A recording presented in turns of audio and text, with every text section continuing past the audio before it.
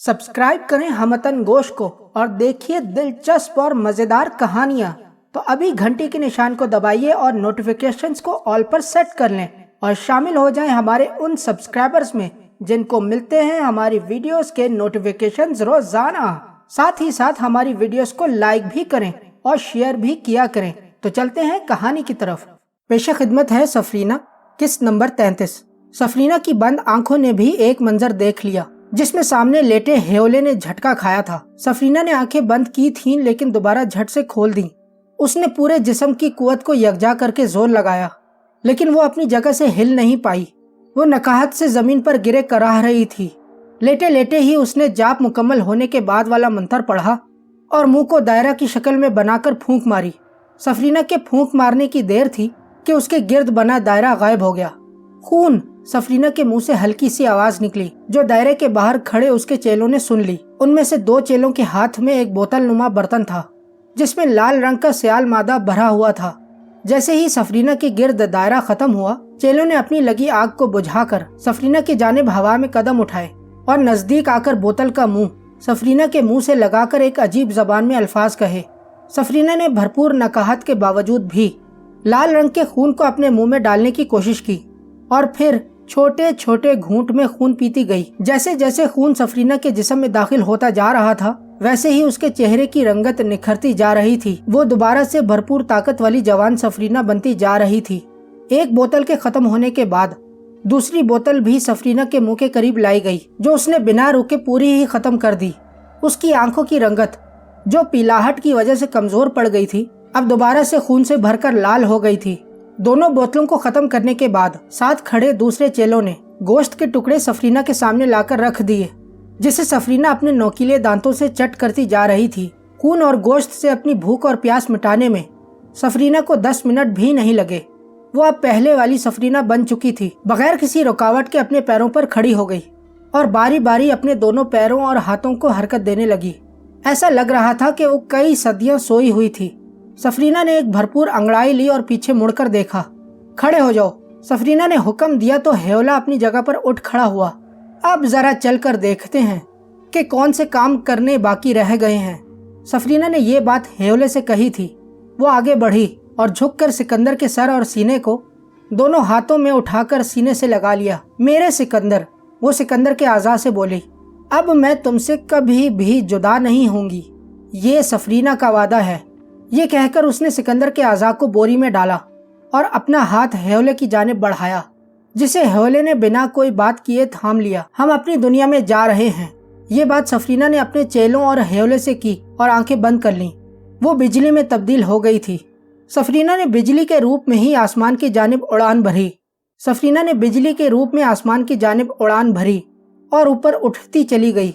वो अब पहले से ज्यादा पुरजोश और मुतमईन थी, इसलिए उसे पहले आसमान तक पहुंचने में ज्यादा वक्त नहीं लगा। उसे तो ये भी याद नहीं था कि कब उसने नीली जमीन के हिसार को पार किया था।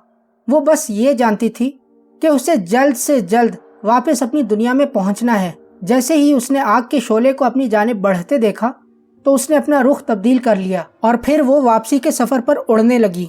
वापसी का सफर कितने दिन का था, कब पूरा हुआ और क्या क्या उसने दरमियान में देखा, उसने किसी चीज की परवाह नहीं की। जैसे ही उसने 6 दिन और रात का सफर मुकम्मल किया उसने अपना रुख नीचे की जानिब कर लिया। उसकी मंजिल आहिस्ता आहिस्ता नजदीक होती जा रही थी। उसकी खून से भरी आंखें जो अब सफेद हो चुकी थीं इंसानी जमीन को ढूंढ रही थीं। रात के खाने पर तमाम अफराद बैठे हुए थे और साथ में हंसी मजाक भी चल रहा था। दर खान ने सकीना को सुलेमान के बारे में किसी से बात करने से मना कर दिया था लेकिन ये सब जान गए थे कि दर खान के साथ एक गैबी मखलूक है जो दर खान की खैर के कामों में मदद करती है। आगा, एक सवाल पूछूं? सकीना ने खाना खाते खाते सवाल पूछ लिया। बिल्कुल बेटी, पूछो, क्योंकि तुम्हारी वजह से मैं भी सीख रहा हूँ। दर खान ने मुस्कुराते हुए कहा, मैंने सुना है कि जन्नात इंसान से ज्यादा तेजी से सफर करते हैं, बल्कि अगर मैं कहूँ कि वो चंद लम्हों में एक जगह से दूसरी जगह पहुँच जाते हैं। क्या आप बता सकते हैं कि ऐसा क्यों है? क्योंकि अल्लाह ने उनको ये ताकत दी है, इसलिए बेटी, दर खान ने जवाब दिया। आगा, आप जानते हैं कि अल्लाह ने ये कायनात और दुनिया बनाने से पहले क्या बनाया होगा? यानी मेरा मतलब इस कायनात या दुनिया की बुनियाद यानी इकाई क्या होगी? सकीना ने अगला सवाल पूछा। क्या बनाया होगा? बेदहानी में दरखान ने ही सवाल पूछ डाला। मैं आपसे पूछ रही हूँ आगा। ओ अच्छा, नहीं बेटी, मैं ये नहीं जानता। इतने मुश्किल सवालात ही मुझे समझ नहीं आ रहे हैं तो जवाबात कहाँ से दे सकता हूँ? दरखान ने मुस्कुराते हुए कहा। अच्छा चलें, मैं सवाल को कुछ आसान कर देती हूँ। सकीना ने सोचते हुए कहा, अगर एक आदमी यहाँ से गाड़ी पर बाजार को जाता है और दूसरा आदमी साइकिल पर जाता है तो इन दोनों में जल्दी कौन पहुँचेगा? लाजमी बात है गाड़ी वाला ही जल्दी पहुँचेगा बेटी। दरखान ने बिना सोचे समझे ही कह दिया, क्योंकि ये सामने की बात थी। और वो गाड़ी वाला जल्दी क्यों पहुँचेगा? सकीना ने फिर पूछा। क्योंकि उसकी रफ्तार तेज थी इसलिए। बिल्कुल आगा। अच्छा, तेज रफ्तारी से उसे क्या फायदा मिला? यही कि वो जल्दी पहुँच गया, उसका वक्त बच गया। बिल्कुल, मैं भी यही कहना चाह रही थी। जब मैं कॉलेज में फिजिक्स पढ़ती थी तो वक्त को बहुत सोचती थी। पता नहीं क्यों आगा, मुझे लगता है कि इस कायनात की, दुनिया की, सबकी बुनियाद वक्त पर है। वक्त वो चीज है जिसकी मदद से अल्लाह ने हर चीज को काबू कर रखा है। हो सकता है बेटी, दरखान ने समझने वाले अंदाज में कहा। आपको समझ नहीं आई ना आगा बात? सकीना ने मुस्कुराते हुए कहा।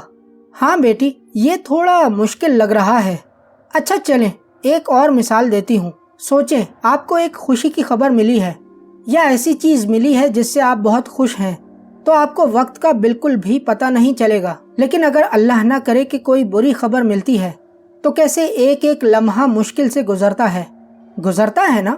बिल्कुल बेटी, दरखान ने कहा। अल्लाह ने सब चीजों को वक्त का पाबंद बना रखा है आगा। एक जिन्नात जिसके लिए कोई जगह मानी नहीं रखता है, वहाँ भी वक्त होता है। हम खुश होते हैं, अफसुर्दा होते हैं, यहाँ भी वक्त होता है।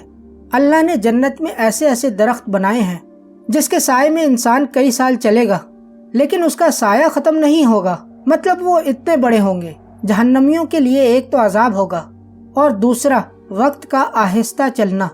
ऐसी कई मिसालें हैं जिनसे मुझे लगता है कि इस दुनिया और कायनात में सबसे अहम वक्त है और सबकी इकाई भी वक्त है। सकीना ने अपनी बात खत्म कर दी। अल्लाह के भेद अल्लाह ही जानता है बेटी। वैसे ये चीज तो मरने के बाद ही पता चलेगी। दरखान ने मुस्कुराकर कहा। तो जो बाकी लोग खामोशी से सुन रहे थे सब मुस्कुरा दिए। सुलेमान भी साथ में बैठा मुस्कुरा रहा था कि उसने एक झटका खाया। ऐसा लगा जैसे उसके कानों ने कुछ सुना हो। दरखान, मैं एक जरूरी काम से जा रहा हूँ, जल्द ही वापस आता हूँ। सुलेमान ये बात कहकर गायब हो गया। भाई, अगर बातें खत्म हो गई हो तो मैं चाय बना कर लाऊं? शकीला ने मुस्कुराते हुए कहा। वो सब खाना खत्म कर चुके थे और बर्तन भी समेट लिए थे। चूंकि सकीना और दरखान बातें कर रहे थे इसलिए बर्तन उठाए नहीं गए। बिल्कुल बिल्कुल, क्यों नहीं, जुनैद बोला। लेकिन मैं कहता हूँ कि रात भी हो चुकी है, अपना काम पहले न कर लें और फिर थकावट उतारने के बाद चाय बाद में पियेंगे? दरखान ने मशवरा दिया। हाँ, ये भी ठीक है, जुनैद बोला। आए फिर चलते हैं, दरखान ने कहा तो जुनैद उठ खड़ा हुआ। शकीला और हदीका बर्तन किचन की तरफ लेकर जा रही थीं, जबकि सकीना, दरखान, जुनैद और हाजरा बीबी एक साथ ही कमरे से निकलकर बाहर सहन में आ गए। सुलेमान इस वक्त अबकर के जंगलात से गुजर रहा था। उसकी रफ्तार काफी तेज थी। ऐसा लग रहा था कि उसने जल्द ही कहीं पहुंचना है, लेकिन उसकी मंजिल कहाँ है ये सिर्फ सुलेमान ही जानता था। सुलेमान ने उड़ते उड़ते ही आंखें बंद कर लीं। वो जालिम का चेहरा तस्वुर में लाया था। जालिम उस वक्त इंसानी भेष में तब्दील होकर इंसानी दुनिया में घूम रहा था। सुलेमान को उस जगह से कुछ अंदाजा नहीं हो सका कि ये कौन सा शहर या इलाका है। जालिम, कोई खबर दो, सुलेमान ने कहा। सुलेमान की आवाज सुनकर जालिम ठिठका, लेकिन जल्द ही उसने खुद को संभाल लिया। कोई खबर नहीं है जिनजादे, जालिम ने धीमे लहजे में कहा। यह सुनकर सुलेमान ने जालिम से राब्ता मुनक़ता कर लिया। उसने आंखें खोलकर देखा तो वो अबकर के जंगलात से गुजर चुका था और इस वक्त लंबी और ऊंची पहाड़ियों का सिलसिला जारी था। और फिर सुलेमान को 3 कटी पहाड़ियां नजर आ गईं। ये पहाड़ियां एक साथ थीं और इनको दूर से देखने पर 3 प्यालों का गुमान होता है। सुलेमान ने नजदीक पहुंचकर रफ्तार कम की। तीसरी पहाड़ी की चोटी के करीब ही उसने अपने कदम पहाड़ पर जमा दिए। वो तेजी के साथ कदम बढ़ाता हुआ आगे जा रहा था। सामने उसे खुश्क झाड़ियां दिख रही थीं। नजदीक पहुंचकर उसने झाड़ियों को उंगली का इशारा किया तो झाड़ियां परे हट गईं और सामने ही एक गार का दहाना नजर आ गया। ये एक छोटा सा गार था जिसमें सुलेमान दाखिल हो रहा था। इस वक्त दिन का वक्त होने के बावजूद भी गार में अंधेरा था। لیکن سلیمان ایسے قدم اٹھا رہا تھا جیسے وہ سورج کی روشنی میں چل رہا ہو۔ وہ سیدھا آگے کی جانب بڑھ رہا تھا، ایسا لگ رہا تھا کہ وہ پہلے بھی یہاں آتا رہا ہے۔ وہ چلا جا رہا تھا کہ اسے 200 قدم چلنے کے بعد غار میں تھوڑی سی روشنی نظر آ گئی۔ روشنی دیکھ کر سلیمان مسکرا دیا۔ وہ برابر چلتا جا رہا تھا اور غار میں روشنی بڑھتی جا رہی تھی، یہاں تک کہ غار کا آخری سرا نظر آ گیا۔ یہ ایک کھلے کمرہ نما غار تھا جس کی چھت پر چھوٹا سا سوراخ ہونے کی وجہ سے روشنی غار میں آ رہی تھی۔ جیسے ہی سلیمان کمرے میں پہنچا، ایک وجود سلیمان کے قدموں کی آہٹ سن کر کھڑا ہو گیا اور پھر سلیمان کو سامنے دیکھ کر اس نے سکون کی سانس لی۔ وہ لڑکی زمین کی حدود میں داخل ہو گئی ہے۔ سلیمان نے نزدیک پہنچ کر کہا، اب ہم کیا کریں گے سلیمان؟ وجود بولا، تم بس تیار رہنا، ہم نے اس شیطان کو نیست و نابود کرنا ہے۔ اس نے کئی معصوموں کی جان لی ہے، میرا قبیلہ برباد کیا ہے۔ سلیمان نے غراتے ہوئے کہا۔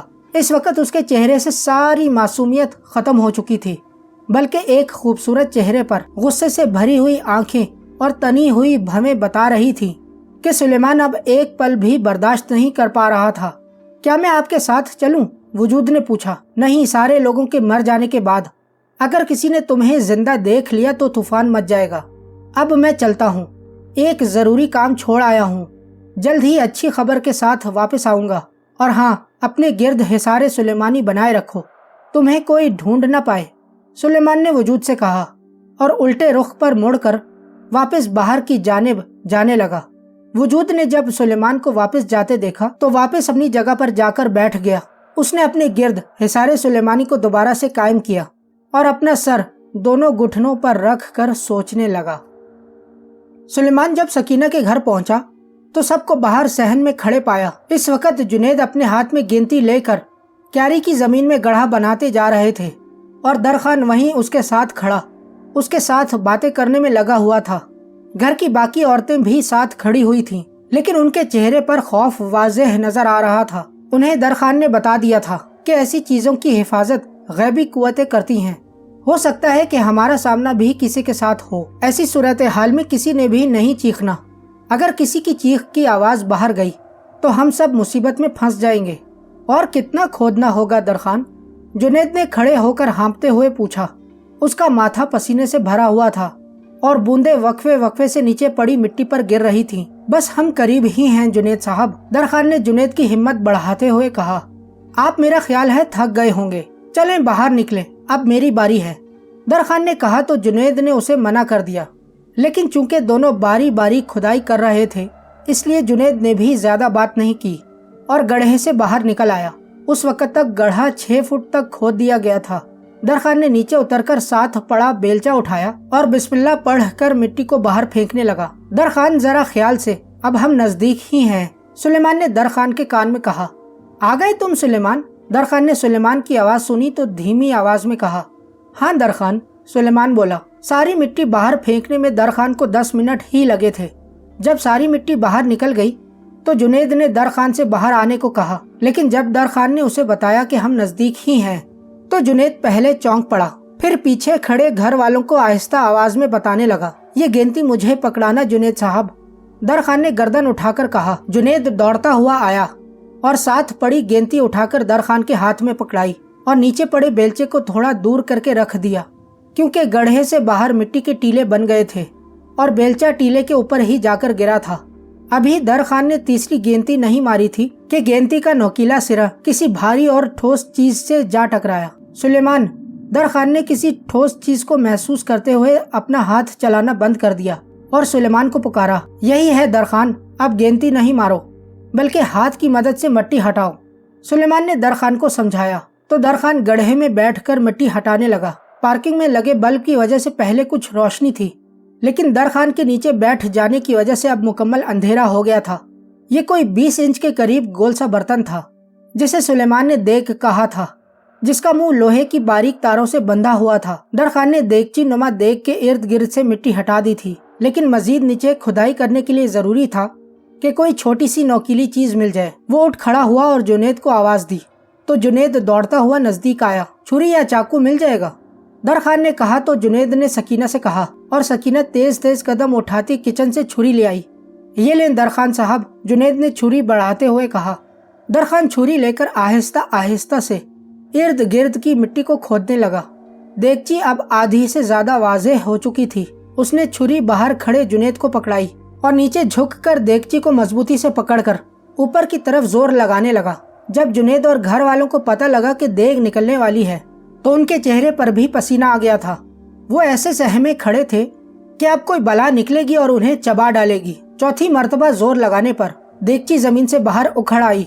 زبردست درخان، سلیمان نے تحسین آمیز لہجے میں کہا، اب یہ جنید کو دو، اور یاد رہے فی الحال اس کا منہ نہیں کھولنا ہے، نہیں تو کچھ برا بھی ہو سکتا ہے۔ سلیمان نے درخان سے کہا تو اس نے جنید کو احتیاط سے پکڑاتے ہوئے منہ نہ کھولنے کی ہدایت بھی کر دی۔